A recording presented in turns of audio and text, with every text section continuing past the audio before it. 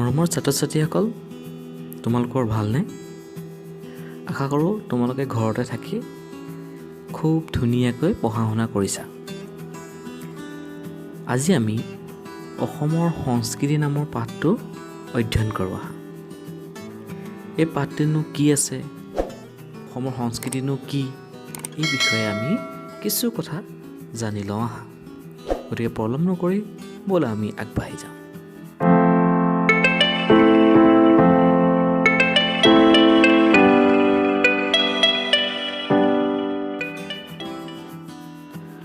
তোমালোকে ছবিখন ভালদৰে চোৱাচোন।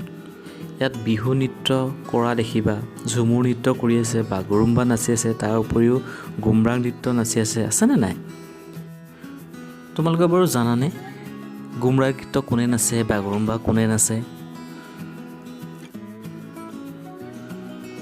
তোমালোকে জানিছা, গুমৰাং নৃত্য মিচিংসকলৰ নৃত্য আৰু বাগৰুম্বা বড়োসকলে নৃত্য প্ৰদৰ্শন কৰে, হয় নহয়? এতিয়া আমি অসমতো আৰু কি কি জাতি জনগোষ্ঠী আছে আৰু ভাষা-ভাষীৰ লোক আছে সেই বিষয়ে জানি লওঁ আহা। অসমত বড়ো, কছাৰী, দেউৰী, তিৱা, গাৰো, ডিমাচা, মিচিং, আদিবাসী আৰু ৰাভা আদি জনজাতিৰ লোকসকলে বসবাস কৰি আছে। তাৰ উপৰিও ভাৰতৰ বিভিন্ন প্ৰান্তৰ পৰা হিন্দীভাষী লোক, বাংলাভাষী লোক, নেপালী লোক আদি আমাৰ ইয়াত ৰাজ্য হিচাপে বসবাস কৰি আহিছে। গতিকে এই সকলো জাতি জনগোষ্ঠীৰ নিজস্ব ভাষা আছে, সাহিত্য আছে, সামাজিক নীতি নীতি আছে, নিজস্ব সাজপাৰ আছে, হয় নহয়? এই সকলো মিলিয়ে বৃহত্তৰ অসমীয়া সংস্কৃতি গঢ় লৈ উঠিছে। গতিকে অসমীয়া সংস্কৃতি বুলি ক'লে কোনো এটা জাতি বা কোনো এটা জনগোষ্ঠীৰ সংস্কৃতি নহয়। এই সকলো মিলি যেনেকৈ নদী এখন বৈ গৈ সাগৰত মিলি সাগৰৰ বিশাল জলৰাশিৰ সৃষ্টি কৰে, তেনেধৰণে অসমৰ সংস্কৃতিও হৈছে সকলো জনজাতি জনগোষ্ঠী ভাষা-ভাষীৰ লোক মিলি গঠন হোৱা এক বৃহৎ সংস্কৃতি। তোমালোকে বুজি পাইছানে? এতিয়া তোমালোকে কোৱাচোন, তোমালোকৰ ঘৰৰ ওচৰতে যদি তেনে কোনো জনগোষ্ঠীৰ লোক আছে বা তুমি কোন জনগোষ্ঠীৰ লোক হয়, তোমাৰ নিজৰ জনগোষ্ঠীটোৰ নাম কি? তোমালোকে কিন্তু কমেণ্টত লিখিবলৈ নাপাহৰিবা। তোমালোকে এই চুকৰ ফটোখন দেখিছানে? এয়া হৈছে মহাপুৰুষ শ্ৰীমন্ত শংকৰদেৱৰ ছবি। অসমীয়া সংস্কৃতিলৈ মহাপুৰুষ শ্ৰীমন্ত শংকৰদেৱৰ অৱদান উল্লেখযোগ্য। আমি সকলোৱে জানো শংকৰদেৱৰ প্ৰিয় শিষ্য হৈছে মাধৱদেৱ, হয় নহয়? তাৰ উপৰিও গাৰোৰ গোবিন্দ, নগাৰ নৰোত্তম, মিচিঙৰ পৰমানন্দ, মুছলমানৰ চান্দখাই আদি শংকৰদেৱৰ প্ৰিয় শিষ্য আছিল। আৰু এই সকলোকে একেলগ কৰিয়েই শংকৰদেৱে বৃহত্তৰ অসমীয়া সমাজ আৰু সংস্কৃতি গঢ়ি তোলাৰ প্ৰয়াস কৰিছিল। মহাপুৰুষ শ্ৰীমন্ত শংকৰদেৱৰ অবিহনে অসমীয়া সংস্কৃতিৰ কথা ভাবিবই নোৱাৰি। তেওঁ এফালে যিদৰে সংগীত, পদ, ভাওনা আদি সৃষ্টি কৰিলে, আনফালে তেওঁ নিজ উদ্ভাৱনাৰে খোল, তাল আদিৰো সৃষ্টি কৰি অসমীয়া সংস্কৃতিক এক সক্ৰিয় ৰূপত প্ৰতিষ্ঠা কৰিলে। ছাত্ৰ-ছাত্ৰীসকল, তোমালোকে বাৰু শংকৰদেৱে ৰচনা কৰা গীতবিলাকক কি বুলি কয় জানানে? আৰু তেওঁ যে অংকীয়া ভাওনা ৰচনা কৰিছিল, কেইখন অংকীয়া ভাওনা ৰচনা কৰিছিল আৰু সেই অংকীয়া ভাওনাবিলাকৰ নাম তোমালোকে যদি নাজানা, তোমাৰ মা দেউতাক সুধি পিনি লিখি থবা। এইটো তোমালোকৰ হোমৱৰ্ক থাকিল দেই। আৰু তেখেতে সৃষ্টি কৰা সত্ৰীয়া নৃত্যও সমগ্ৰ ভাৰততে বিখ্যাত।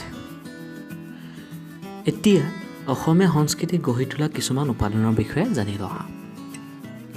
পুৰণি কালৰ পৰা অসমীয়া সমাজত কিছুমান ৰীতি নীতি প্ৰচলন হৈ আহিছে। কিছুমান কাম কাজ নীতি নিয়ম বহুদিনৰ পৰাই ধাৰাবাহিকভাৱে চলি আহিছে।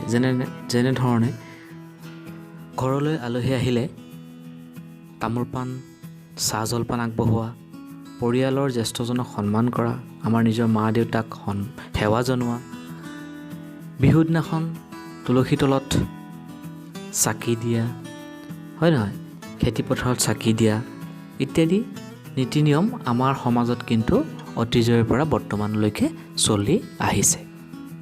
তোমালোকে নিজৰ মা দেউতাক সেৱা কৰানে? যদি কৰা খুব ভাল কথা। আমি নিজৰ মা দেউতাক সেৱা কৰিব লাগে, হয়নে? আমি ইতিমধ্যেই অসমত বিভিন্ন জাতি জনগোষ্ঠীৰ লোকে বাস কৰি আহে, সেই বিষয়ে আমি গম পাইছোঁ। আৰু প্ৰতিটো জাতি জনগোষ্ঠীৰ নিজস্ব ভাষা আছে, নিজস্ব সাজপাৰ আছে, নিজস্ব নীতি নিয়ম আছে, নিজস্ব উৎসৱ আছে, যাক লৈয়ে সেই জাতিৰ সংস্কৃতিৰ পৰিচয় দিছে। এতিয়া আমি আমাৰ জনজাতিসকলে পৰিধান কৰা সাজপাৰৰ বিষয়ে কিছু কথা জানি লওঁ। বড়ো জনজাতিৰ মহিলাসকলৰ সাজপাৰ হৈছে দখনা ফালি, পুৰুষসকলৰ সাজপাৰ হৈছে গামোচা আৰু নাই। মিচিংসকলৰ এগি গাছৰ ৰিবি গাছেং গেৰ, পুৰুষসকলৰ হৈছে মিবু গালুক, গুঞ্চাওগান টঙালী।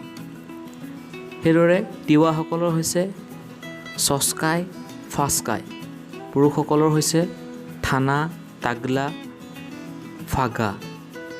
ডিমাচাসকলৰ হৈছে ৰিগু ৰিজামফাই ৰিখাউচা জিচু, পুৰুষসকলৰ হৈছে ৰিচা ৰিমচাও গাইনথাও পাগুৰি।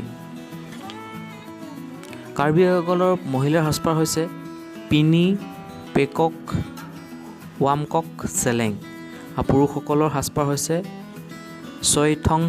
ছয়হংথৰ চেলেং পহ। এইসকল হৈছে অসমত বাস কৰা জনজাতীয় সাজপাৰ। তোমালোকে বাৰু নামবোৰ মনত ৰাখিছানে? ঘৰত চেষ্টা কৰিবা। এতিয়া আমি অসমীয়া সমাজত পোৱা আ অলংকাৰৰ বিষয়ে জানো আহা। কেৰু, জোনবিৰি, ঢোলবিৰি, গামখাৰু, লুকাপাৰ, খোপাফুল, কাণফুলি, গলপতা, আঙঠি, থুৰীয়া, দুগদুগী আদি হৈছে অসমীয়া সমাজৰ আ অলংকাৰ। তোমালোকে নিশ্চয় ছবিবিলাকক দেখিছা, আৰু লগতে আমাৰ ছাত্ৰীসকলে নিশ্চয় এই অলংকাৰবিলাক নিশ্চয় পিন্ধি চাওঁ, নহয়নে?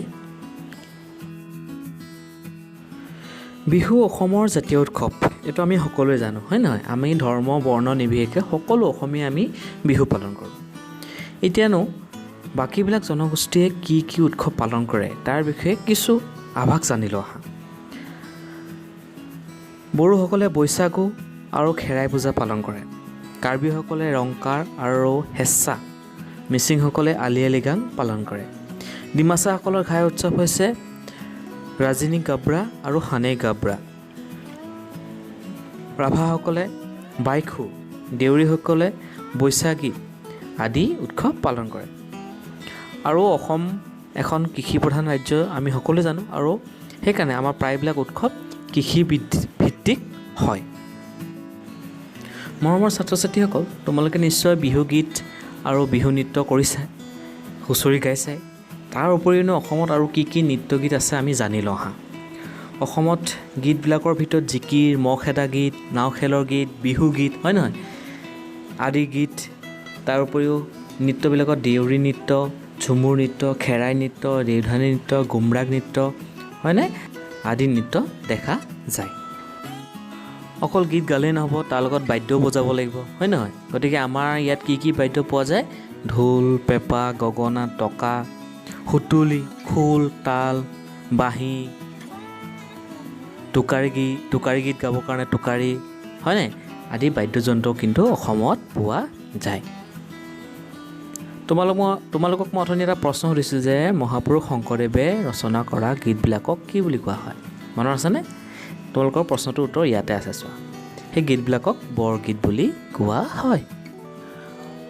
সংস্কৃতিৰ আৰু এটা প্ৰধান উপাদান হৈছে খাদ্যভাস। খাদ্যভাস মানে হৈছে খোৱা বোৱা, হয়নে? আমি পুৱা গধূলি ভাত খাওঁ নাখাওঁ? বিহুৱে সংক্ৰান্তিয়ে হ'লে পিঠা খাওঁ, জলপান খাওঁ, হয়নে? দৈ গাখীৰ খাওঁনে নাখাওঁ? এতিয়া আমি যে জলপান খাওঁ, পিঠা খাওঁ, এইবিলাক ক'ৰ পৰা বনায় তোমালোকে জানানে? এইবিলাক চাউলৰ পৰা। আৰু চাউল ক'ৰ পৰা হয়? ধানৰ পৰা।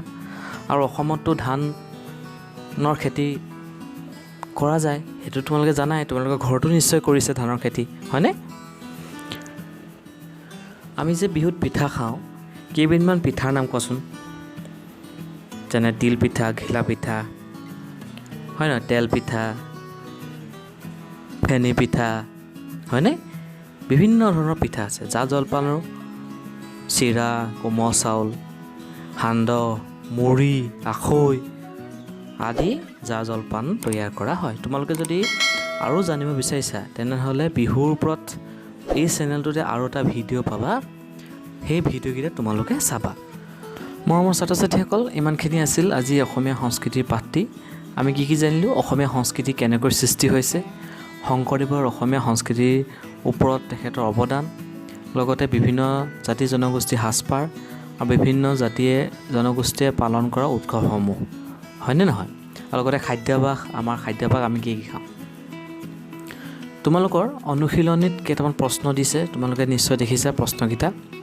তোমালোকে ভিডিঅ'টো দুবাৰ তিনিবাৰ চাবা আৰু তাৰপিছত এই প্ৰশ্নকেইটা কৰিবৰ কাৰণে চেষ্টা কৰিবা। মৰমৰ ছাত্ৰ ছাত্ৰীসকল, তোমালোক ঘৰতে থাকিবা, খোৱা বোৱা ঠিকমতে কৰিবা, পঢ়া শুনা ভালকৈ কৰিবা আৰু মা দেউতাৰ কথা শুনিবা। আৰু লগতে যিকেইটা প্ৰশ্ন দিছোঁ প্ৰশ্নকেইটা উত্তৰ কৰিবলৈ চেষ্টা কৰিবা। আজিলৈ ইমানে, পুনৰ লগ পাম। God bless you all.